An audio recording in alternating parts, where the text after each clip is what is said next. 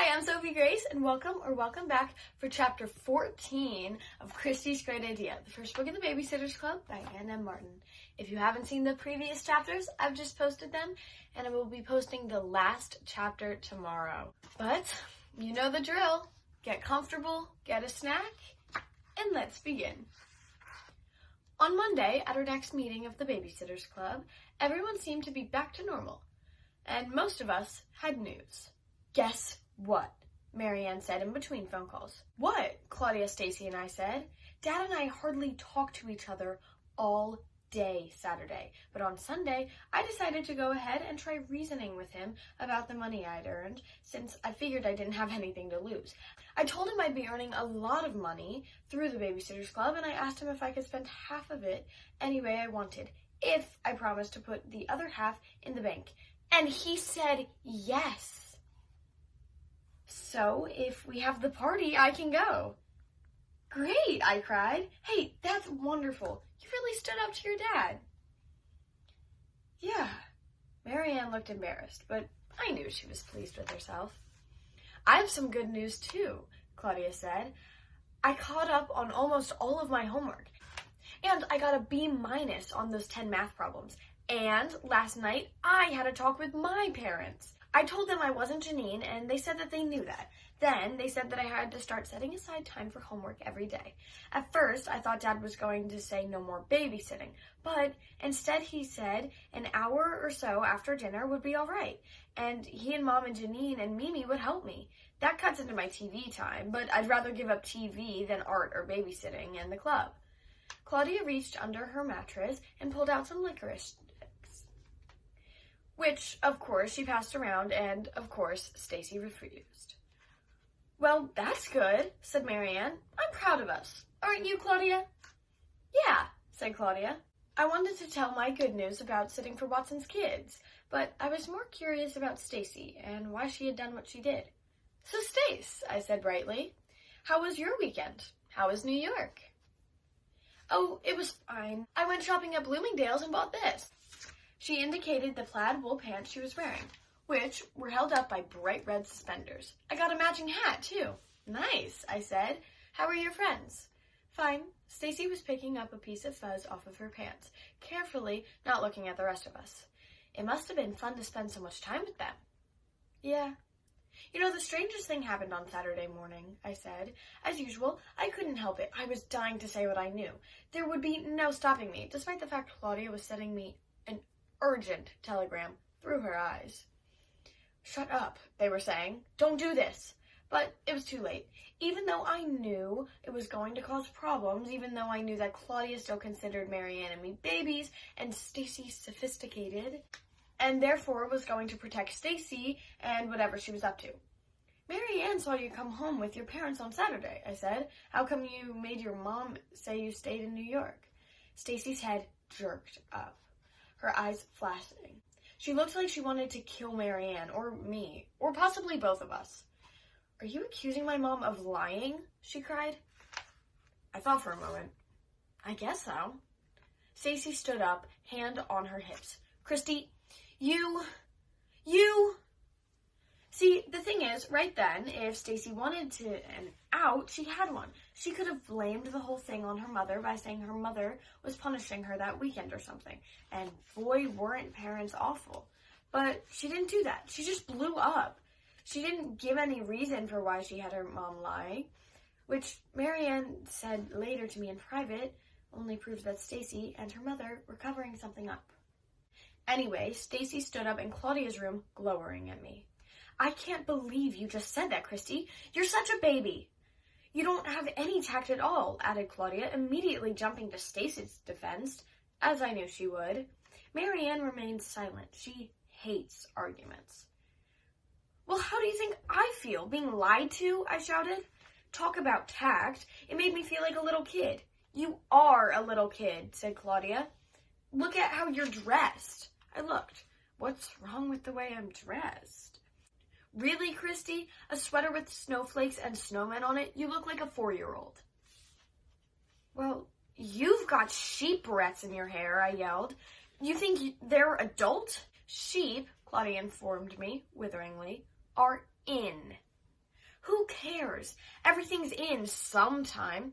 First it was frogs, then it was pigs, now it's sheep. Maybe next week it'll be snowmen. And how do you expect me to keep up with all that stuff anyway? I don't have time for it. That's because you and Marianne are too busy playing with dolls. Dolls, I yelled. Marianne looked as if she'd been slapped in the face. I knew she was going to cry soon, and it only made me angrier. We do not play with dolls. The thing is, though, that we just gave them up over the summer. At that moment, surprisingly, Marianne spoke up. Claudia, Kristy didn't mean to upset Stacy. Marianne's chin was trembling.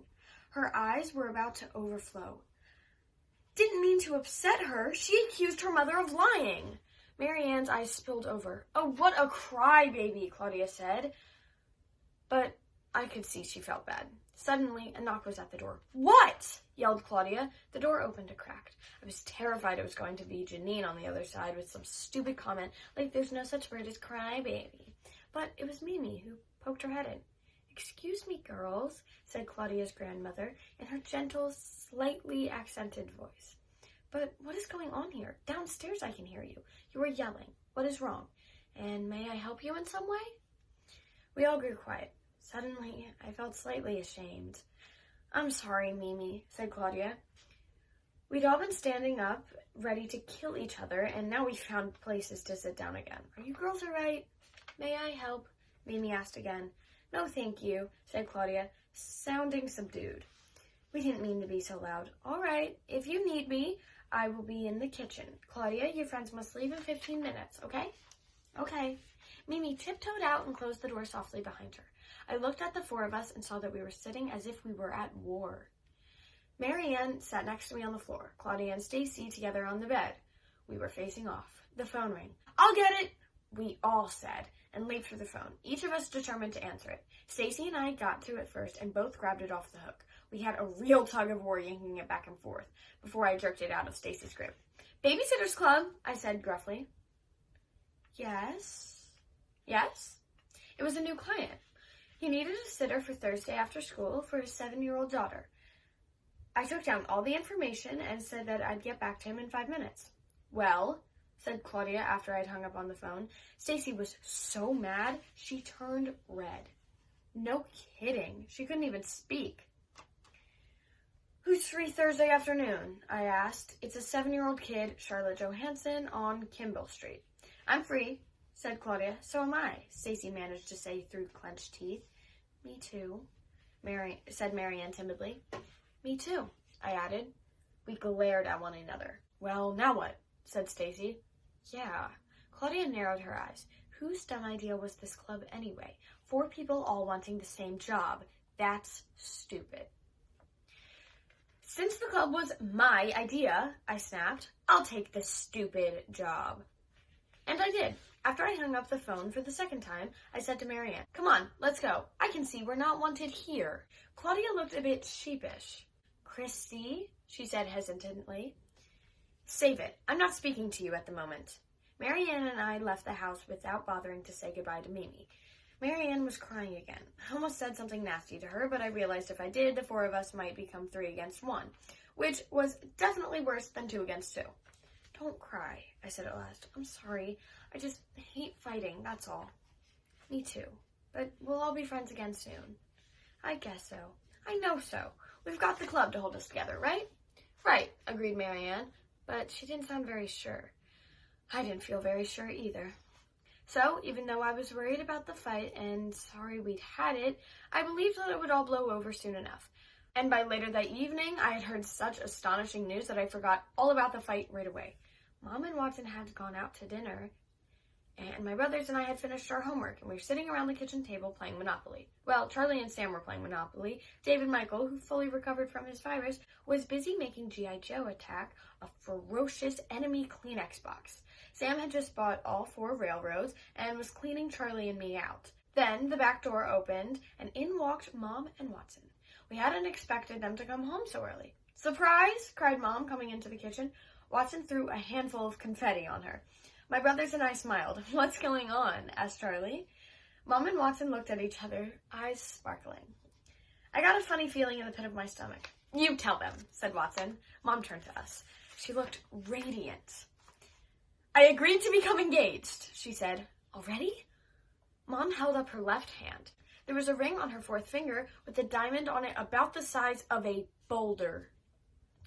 Wow, I couldn't help but saying. We all crowded around to look at the ring. It's pretty, said David Michael. It means Watson is going to be your stepdaddy, Mom told him. Really, really, really? David Michael jumped up and down. Sam hugged Mom and Charlie shook Watson's hand, but I just stood there. I wasn't upset, but I wasn't happy either. I could only think of questions. Finally, I just asked one. When will the wedding be? Oh, not for months, replied Mom. I let out a sigh. That was definitely a relief. Thank you so much for tuning in for Chapter 14 of Kristy's Great Idea. Come back tomorrow for the 15th and last chapter. Bye!